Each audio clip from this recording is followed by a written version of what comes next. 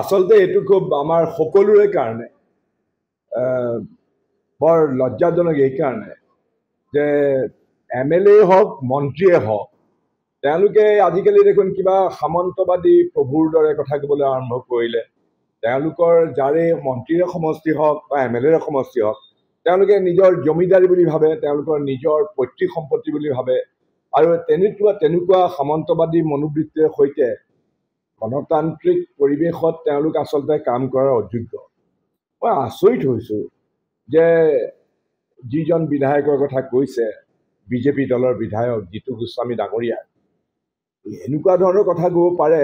ডাইৰেক্টকৈ এইটো কথা ওলাই পৰিছে যে ডক্টৰ হিমন্ত বিশ্ব শৰ্মাৰ সাংগু পাংগু তেওঁলোকৰ যিবিলাক মানে শাসন কৰা দলটোৰ যিসকল বিধায়ক তেওঁলোকক গৰম ভাতৰ ধোঁৱাই খাইছে আৰু তেনেকুৱা ধৰণৰ কথা ক'বলৈ আৰম্ভ কৰিছে।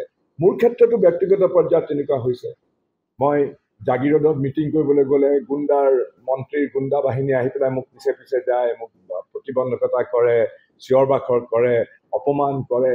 গতিকে এইবিলাক হ'ল তেওঁলোকৰ যে আৰু পতন অনিবাৰ্য, পতনৰ দিশে তেওঁলোক আগবাঢ়িছে। কাৰণ এনেকুৱা ধৰণৰ অহংকাৰ, এনেকুৱা ধৰণৰ তেওঁলোকৰ যে গৰম ভাতৰ ধোঁৱাই খোৱা যিটো প্ৰবৃত্তি ওলাই পৰিছে সেইবিলাক ৰাইজে কেতিয়াও পচন্দ নকৰে।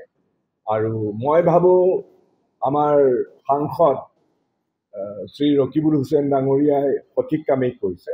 কাৰণ এইটো কেতিয়াও গ্ৰহণযোগ্য হ'ব নোৱাৰে। কোনোবাই কাৰোবাক চাৰিসীমা বান্ধি দিব, ইয়াত আহিব নোৱাৰে, পুলিচ আমাৰ, অমুক আমাৰ, এইবিলাক বস্তু কেতিয়াও সহ্য কৰা নহ'ব। মই এতিয়া যিকোনো MLA যিকোনো হেৰিতে মই যাব পাৰোঁ, কেলৈ নাযাম? এইখনত কোনোবাই মোক বাধা দিব পাৰিব নেকি? গতিকে এইবিলাক কথা কেতিয়াও সহ্য কৰা নহয়। এতিয়া আপোনাৰ বিজেপিয়ে ভয় ভাবুকি খুৱাই পেলাই ইলেকশ্যন জিকাৰ চিন্তা চৰ্চা কৰিছে, উপনিৰ্বাচনটো জিকাৰ। এইটো চাওক, এইটো বুমেৰাং হ'ব। এতিয়া সঁচা কথা ক'বলৈ এইটো বুমেৰাং হ'ব।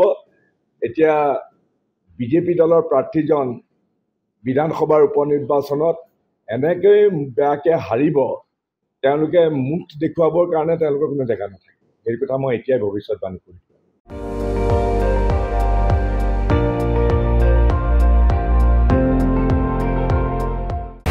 আপুনি চাই আছে ND24, সৰ্বশ্ৰেষ্ঠ নহয় সৰ্বোত্তমৰ দৌৰত।